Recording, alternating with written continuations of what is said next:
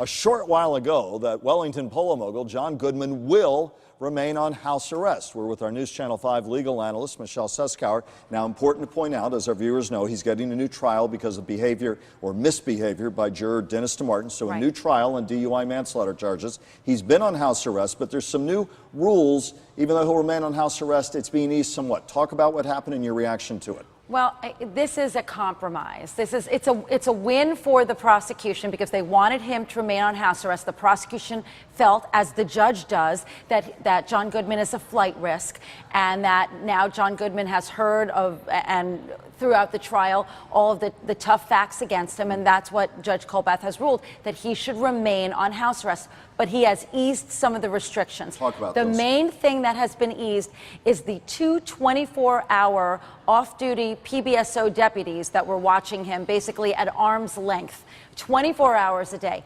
That has been removed. And that was an argument the defense made because of the considerable cost to John Goodman. He can travel within Palm Beach County now, we understand, with enough notice, with consideration and notice, he can travel. So that's new as well. That's right, and supervision. He can't travel unsupervised. Right. Supervision and with enough notice to authorities. That's right. And also, again, no more 24/7 monitoring. That's right. And he's not released to drive on his own, we understand. He cannot drive. That remains in effect. He can be outside of his house for 1 hour a day. He can be on his porch, and no social events. Very briefly, on balance, do you think this is a ruling that makes sense for both sides? You said that at the outset on a case of this dynamism and as much as changing here. Well, no, I truthfully, I mean, as a defense lawyer, certainly I think it's overkill. I think that that we did not need those 24-hour guards. Right. They have him on a house arrest monitor. This is someone who's under an international, national spotlight.